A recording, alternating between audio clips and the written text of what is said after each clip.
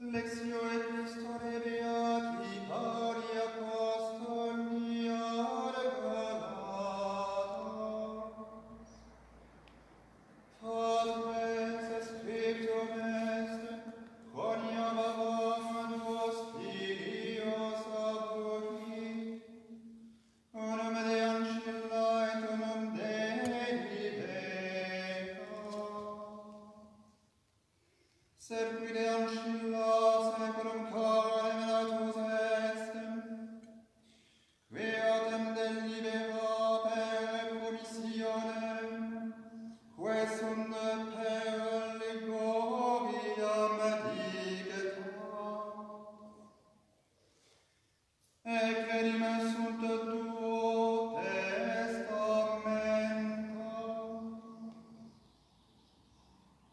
Unum quidem minuante Messina, in efferitutem venerans, quest haga, sina enim mans est in Arabia, qui conjunctus est ei, quod nun est Jerusalem, et servis cum filis suis. Ita illatrem quae sursum est Jerusalem, libera est, quest mater nostra. Scriptum est enim, let pares sterilis quae non paris, eumque clama quae non patuis, qui amore fili deserte, maris quam eius quae habet Deum. Nos autem fratres secundum Isaac promissionis filis sumus. Sed quomo totum quis, qui seculum carnem natus fuerat, persequibatur eum, qui seculum spiritum, ita et nunc. Sed qui didicit Scriptura, ecce ancilla et filium eius, non enim sed filium ancille cum filio libet. Itaque fratres, non sumus ancille filii, sed libet, qua libertate Christus nos liberamit.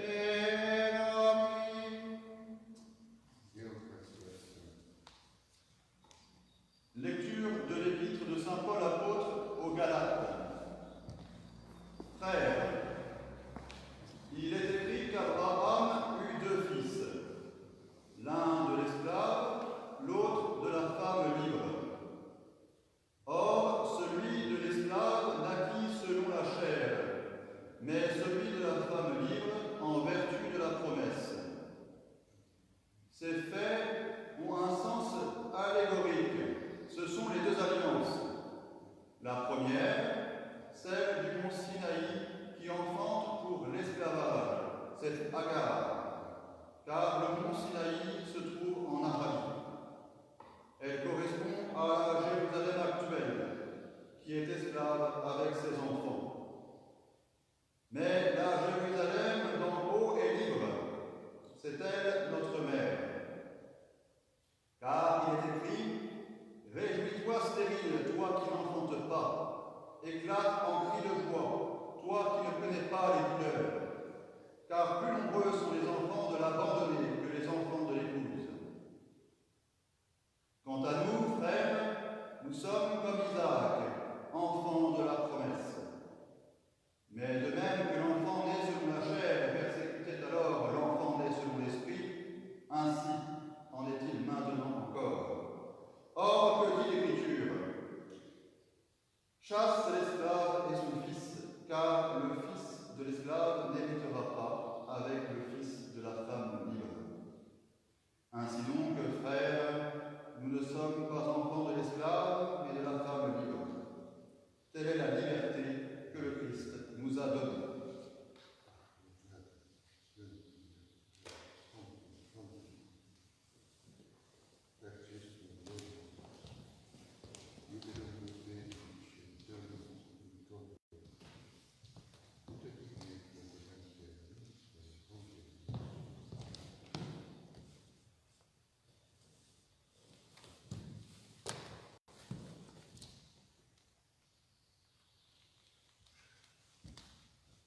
Dominus favorabile. et cum spiritu tuo, Sequentia sancta Evangelii seculum Ioannem. gloria tibi Domine. In illo tempore habiti Iesus transformam in Galilée, modeste rapidi Evangeliste, et sequatur une multitudo mania, que viderat signa, que faciebat super isse, qui infirmabantur. Subite ergo il montem Iesus, et ibi sedebat cum discipulis suis. Erat autem proximum Pascha, dies festus Iudeorum. Cum sublevas ergo culos Iesus, et vidis quia multitudo maxima venit ad eum, dixit ad Philippum, unde immenus panes ut manducent ac autem diceva pentans Deum, ipse enim scebat, quid sed factus. Respondent ei Philippus, discentorum dinariorum panes non sufficienteis, ut unus quique modicum quid accipia. Dixit ei unus ex discipulis suius, Andrea, frater Simoni Petri, est puer unus ice, qui habet quinque panes, ordecios, et duos pisces, quid sunt intercantos. Dixit ergo Iesus, facite homines discumbere. Erat autem feum multum in loco, discubuerunt ergo viri numero quasi quintelia. Accepit ergo Iesus panes, et cum gratias egis et distribuit discundantibus, similiter et ex pescibus quantum volebant. Ut autem implebis sunt dixi discipulis suis, Ulicite que superverunt fragmenta et ne pererunt. Collegerunt ergo et impleverunt duodecim cofinos fragmatorum ex quinque panibus ordea celis. Que superfuerunt issa, qui modo caverunt. Ili ergo homines convidisset, quod Iesus fecerat signum dicebant, quia hic est vere profeta, vivantus est in monodum. Iesus ergo cum cognovisset, quia venturi sant, ut raperat et facerat Deum regem fugititerum in montem ipse solum.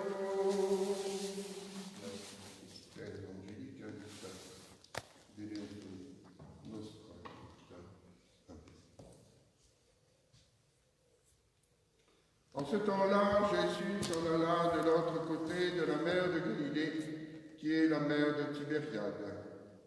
Une foule nombreuse le suivait, parce qu'il voyait les signes qu'il accomplissait sur les malades. Jésus gravit la montagne et là, il était assis avec ses disciples. fête des Juifs était proche.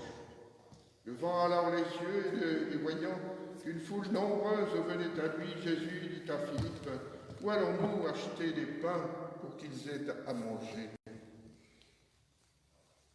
Il disait cela afin de le mettre à l'épreuve.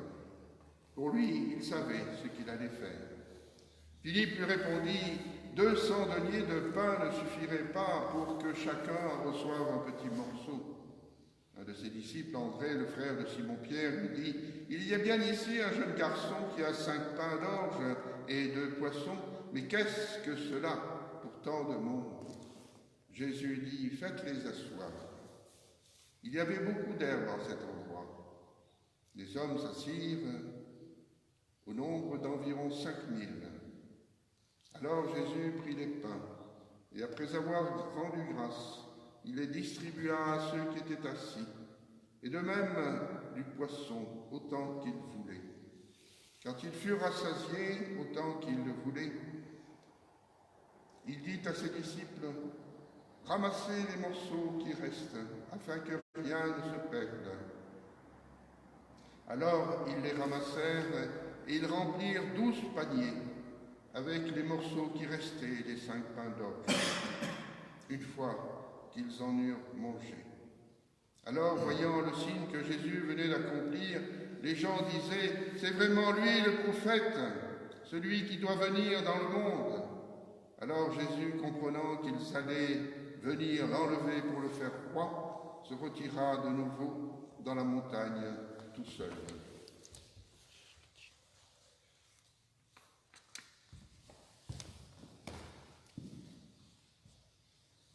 Voici les annonces de la semaine. Aujourd'hui, dimanche 22 mars, 4e dimanche de Carême. La messe est chantée à l'intention de tous les amis et bienfaiteurs du couvent Saint-Paul. Lundi 23 mars, lundi de la 4e semaine de Carême, messe célébrée à 10h30, ad intentionem dantis. Mardi 24 mars, mardi de la 4e semaine de Carême, messe basse célébrée à 18h30 aux intentions de Madame Béatrice Hiver. Mercredi 25 mars, fête de l'Annonciation de la Très Sainte Vierge Marie, messe célébrée à 18h30 pour Gilbert et Jacques, amis d'une retraitante du couvent Saint-Paul, précédée, en raison de la fête mariale, de la récitation du chapelet à 18h. Jeudi 26 mars, jeudi de la 4e semaine de Carême, messe célébrée à 18h30 aux intentions des familles amies du couvent Saint-Paul et dans l'après-midi à 17h30, heure d'adoration et récitation du chapelet aux intentions des amis du couvent Saint-Paul. Vendredi 27 mars, vendredi de la 4e semaine de Carême, messe basse à 18h30 pour les âmes du purgatoire les plus délaissées. Samedi 28 mars, samedi de la 4e semaine de Carême, messe célébrée à 18h30 pour les membres de la Fédération Pro-Europa Christiana. Dimanche 29, dimanche de la Passion, messe chantée célébrée à 10h30 à l'intention de tous les fidèles et bienfaiteurs du couvent. Nous nous unirons cette semaine aux gestes proposés par les évêques de France qui nous invitent à déposer le mercredi 25 mars prochain, fête de l'Annonciation, une bougie sur le rebord de la fenêtre de nos maisons au moment où sonneront les cloches des églises. Ce signe sera une marque de communion, de prière avec les défunts, les malades et leurs proches, et avec tous les soignants qui se dévouent pour cette crise. Au temps de ce risque d'épidémie, nous réciterons à l'issue de la Sainte Messe, chaque messe du reste, une prière à Saint-Roch, dont vous pouvez admirer la photo de notre statue de Saint-Roch sur notre site. Nous procédons actuellement au grand nettoyage de la maison. Nous faisons la guerre aux toiles d'araignée et à la poussière. Et en ces temps de solitude et d'épidémie, puisque vous ne pouvez vous circuler dans votre ville, dans vos villes et venir dans vos églises, nous vous recommandons d'utiliser ce que j'ai appelé la quête PayPal, d'utiliser PayPal pour verser votre bol dominical, pour faire vivre le couvent Saint-Paul, qui en a bien besoin. Donc, et je me souviens que les jeunes ménages se disaient « Nous ne pourrons plus donner à la quête parce qu'il est bientôt, il n'y aura plus de papier ni de pièces. » Et alors il dit « Nous utiliserons PayPal ou nous utiliserons la carte bleue. » Eh bien, peut-être que ces événements nous poussent à utiliser et à précipiter le temps et à utiliser PayPal. Ça marche. Ça a commencé à marcher. Et la personne qui a utilisé PayPal pour demander une intention de prière, eh bien, elle rentrera dans l'histoire du couvent, puisqu'elle fut la première à utiliser PayPal pour donner son aumône. Au nom du Père, du Fils, du Saint-Esprit, ainsi soit-il. C'est pour la liberté que le Christ vous a affranchis. Poursuivons, mes bien chers frères, notre méditation dominicale sur le salut. C'est le thème de notre prédication de Carême. Nous savons que le salut, c'est le Christ. Nous savons aussi que l'objet de ce salut, c'est notre délivrance du péché originel et l'accès, en conséquence, à la vie éternelle, si nous sommes fidèles. Nous savons également, en effet, que ce salut s'obtient par l'observance des commandements de Dieu. Aujourd'hui, nous voudrions ajouter, en suivant l'enseignement de l'épître de saint Paul, une précision très importante en suivant cet enseignement des Galates. Le salut apporté par le Christ, c'est non seulement l'espérance du ciel, c'est non seulement la joie causée par l'espérance du ciel, mais c'est essentiellement aussi la liberté, non point le libertinage, mais la liberté des enfants de Dieu. Le Christ, en effet, nous libère du carcan de la loi. C'est pour la liberté que le Christ nous a affranchis, nous dit saint Paul. Approfondissons, si vous voulez, quelques instants cette chose mystérieuse, la liberté. Cela vaut la peine. La liberté, mais en effet, c'est ce que Zacharie chante dans son magnifique hymne. Dieu a visité son peuple et il a opéré sa délivrance. La prophétesse Anne, dans le temple de Jérusalem, alors que l'enfant Jésus était conduit par ses parents au temple, la prophétesse Anne, qui ne quittait pas le temple, parle de l'enfant Jésus à tous ceux qui attendaient la délivrance de Jérusalem. Délivrance de Jérusalem. Et les disciples d'Emmaüs résument leur foi mise à rude épreuve par la crucifixion de notre Seigneur Jésus-Christ en ces mots. Nous avions mis l'espoir que c'était lui qui délivrerait Israël. Le Christ, le Fils de Dieu, incarné, n'a pas déçu de cette attente. Mais la délivrance, donnons quelques précisions, mais la délivrance apportée dans la nouvelle et éternelle alliance n'est pas la libération d'un territoire. C'est pourquoi notre Seigneur Jésus-Christ, voyant l'enthousiasme de la foule devant son ministère, fuit, car on voulait le faire roi, mais roi d'un territoire pour libérer Israël de la puissance occupante romaine.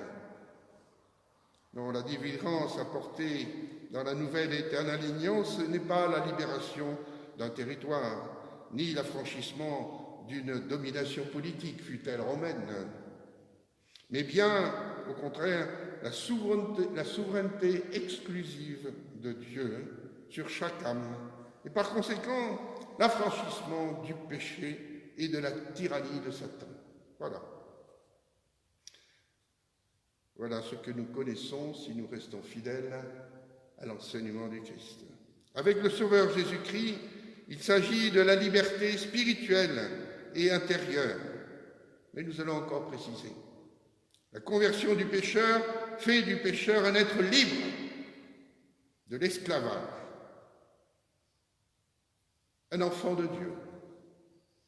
L'apôtre Paul, converti du pharisaïsme au Dieu et du culte de la lettre, a été profondément marqué sur le chemin de Damas par cette révélation du Seigneur. Et il s'est fait l'apôtre de la liberté de l'Évangile. Cette liberté prêchée est le tout de sa doctrine. Il fuit l'esclavage de la loi. En effet, pour le juif, la vertu est une stricte observance de la loi. La loi est tout, plus que Dieu même. Le juif hypostasie la loi et la considère comme une entité en soi indépendante de Dieu. La piété, pour le juif, est affaire de légalisme. La loi est le tout de la vie du juif. Pour le juif, il est uniquement question de commandement. C'est lui qui purifie et qui sauve. Tout cela aboutit au formalisme pharisaïque dont les pharisiens du temps du Christ nous donnaient l'exemple. Hypocrite, leur disait Jésus. Ainsi, quand saint Paul se convertit sur le chemin de Damas, vous dis-je, il rejette absolument ce formalisme légal et va prêchant, disant « Vous n'êtes plus sous la loi, mais sous la grâce. Vous êtes affranchis du joug de la loi, répète-t-il sans cesse. Vous êtes affranchis de cette contrainte, la loi, qui provoque nécessairement transgression et péché. » Alors que le chrétien et la vocation chrétienne se résument pour saint Paul dans ce bienfait, la liberté. Vous avez été appelés à la foi pour être libres.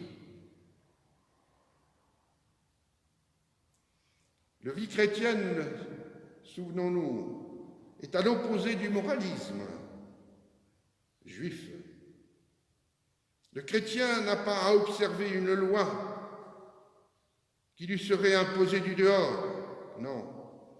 Mais il a, et cela lui suffit grandement, celle du Christ vivant en lui. Ce n'est plus moi qui vis, c'est le Christ qui vit en moi. C'est la loi de la grâce. La loi inscrite sur son cœur de chair, inspirant sa spontanéité et sa ferveur. C'est la charité, finalement. C'est la liberté même de Dieu qui se déploie dans l'âme de ses enfants. Et saint Thomas d'Aquin, je le citerai tout à l'heure à la fin, dit « Le Nouveau Testament consiste dans l'infusion du Saint-Esprit qui nous instruit du dedans. » D'où ces affirmations si catégoriques de saint Paul, « Si l'Esprit Saint vous anime, vous n'êtes plus sous la loi, sous la domination du péché, mais sous la grâce. » Donc liberté intérieure. Ce n'est pas à dire, évidemment, que la vie morale devienne anarchique chez le chrétien, bien sûr que non. Mais au lieu de recevoir sa règle du dehors, comme le juif, le chrétien agit spontanément. Il n'est pas contraint comme un esclave sous le joug d'une règle. Son principe de vie lui est immanent, c'est la charité, c'est l'Esprit Saint, c'est la grâce. Le jour où l'Esprit Saint habite et inspire l'enfant de Dieu, celui-ci possède son principe moral de jugement et d'amour du bien, de force, des relations, des réalisations vertueuses en lui-même.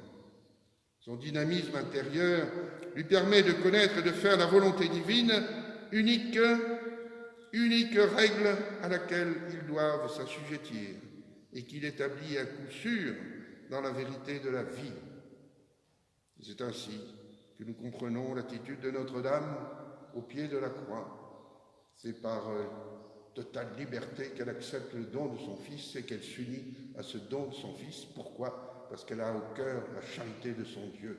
Et elle sait que son Dieu veut la rédemption du monde par la souffrance de son Fils. Ainsi, on peut dire que pour saint Paul, la liberté, fruit du Saint-Esprit, rend l'homme à lui-même, en quelque sorte, à sa dignité première, à la vie.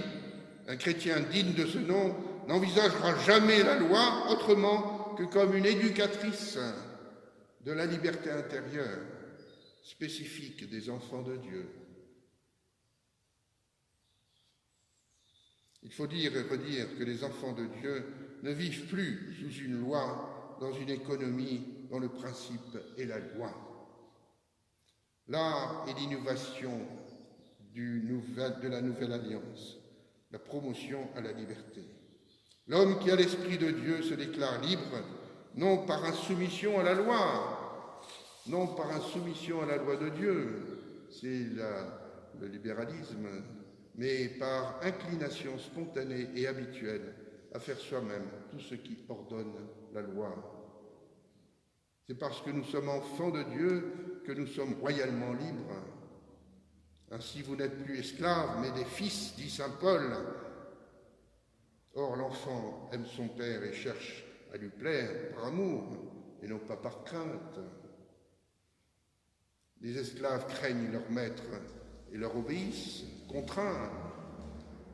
Dans l'un et l'autre cas, les actes, il est vrai, sont les mêmes matériellement, mais l'esprit est tout autre.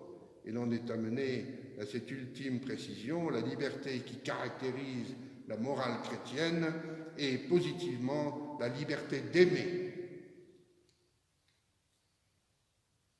Or, qui est plus libre, qui est plus audacieux, qui est plus dynamique que celui qui aime, d'un amour spirituel et total? Regardez Marie-Madeleine, au pied de notre Seigneur Jésus-Christ, quelle liberté, quelle audace. Et l'amour la porte et lui fait connaître la vraie liberté. Écoutez saint Thomas d'Aquin, qui a une phrase merveilleuse, je ne sais plus où je l'ai trouvée, mais elle vaut le coup d'être lue. La loi de crainte fait de ses sujets des esclaves. C'est les Juifs. La loi d'amour les rend libres. Celui qui n'agit que par crainte agit comme un esclave. Et celui qui agit par amour agit en être libre, dit saint Thomas d'Aquin. C'est donc l'amour de charité qui fait la liberté des fils de Dieu. C'est l'amour de charité qui fait la liberté des enfants de Dieu. Plus on aime, plus on est libre. Plus on aime Dieu, plus on est libre. Notre liberté, c'est donc notre filiation divine, qui est l'œuvre du Saint-Esprit et qui engendre en nous la charité, principe de liberté. Là où l'Esprit du Seigneur, nous dit saint Paul, là où est l'Esprit du Seigneur, nous dit saint Paul, là est la liberté. Parce que d'abord, là est l'amour de charité qui lui fait accomplir la loi de Dieu. C'est encore l'attitude de Notre-Dame au pied de la croix. C'est par charité qu'elle accepte la loi divine qui veut la rédemption par le sang de son Fils. Voilà la vie chrétienne. Le vrai chrétien ne vit pas dans la crainte comme des esclaves. Nous ne cherchons pas à fuir d'abord l'enfer en cherchant à rester fidèles aux préceptes, non.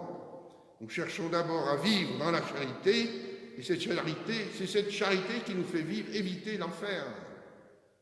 Il n'y a pas de crainte dans l'amour, bien plus, c'est saint Jean qui le dit, l'amour parfait chasse la crainte, parce que la crainte a pour objet le châtiment, et celui qui craint n'est pas parfait dans l'amour. Et concluons, cette liberté des enfants de Dieu est l'apanage d'une morale filiale. Seuls ceux qui ont Dieu pour père et qui donc sont fils sont vraiment libres. Cette liberté, éduquée par l'Esprit Saint, nous affranchit des servitudes héréditaires qui nous viennent du péché d'Adam, dont nous sommes libérés par la passion de notre Sauveur Jésus-Christ. Amen. Au nom du Père, du Fils, du Saint-Esprit, ainsi soit-il.